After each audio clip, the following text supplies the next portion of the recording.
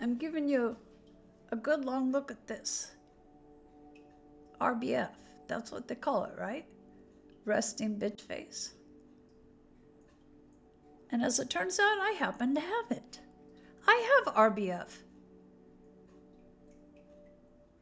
What I haven't had in this lack of awareness is knowing why people treat me the way they do or don't treat me like anything, who stay away from me.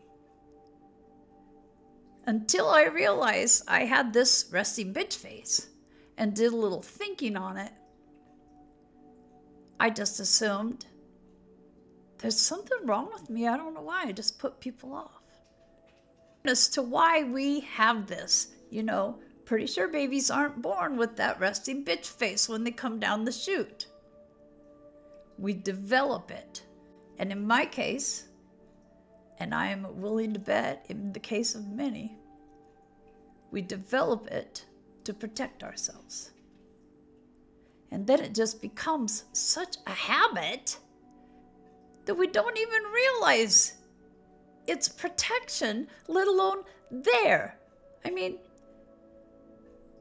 I never realized that I have this look to me that says, stay away. You won't be treated well if you come near. It makes total sense when I look at it now, but I didn't have that awareness. I didn't know that people were looking at me and assuming I must be a bitch. Well, I'm not going to say no one's ever called me a bitch, but I would say for the most part, that's not how people are going to describe me after they meet me. And yet, that is an assumption that many people make about me. And really all this is we're just not allowing a lot of reaction. That's really all resting bitch face is. It could be combined with some anxiety to be a little more pursed, I think that's the word, or lips tensed up. It could be combined with a whole hell of a lot of sadness or grief that we don't want to show. So there might be some pinched look added to the usual resting bitch face look, but it's there because we needed a way to protect ourselves when we were young. And that was to not react. We developed this flatness. So those of you that look over at someone and say, oh yeah, she's a bitch, and think that you shouldn't even approach them or say hello because they're going to be nasty and hurt you, they are afraid you're going to hurt them. Or so many years ago when they put that RBF in place, were afraid that the world would hurt them because that's what the world had shown them so far. But that person that you're assuming is a bitch and who won't treat you well is actually probably sitting there praying that someone will come and acknowledge them as a fellow human. People with this face have a lot of assumptions made about them that are not true. People may look at me and think that I am stuck up because I'm not looking around smiling at strangers. They assume I think I'm better than everyone else. And it is just the opposite. I am scared. I have social anxiety. I walk into a room and put that face on because otherwise you would see me going, I don't know if I can do this. I don't know if I can do this.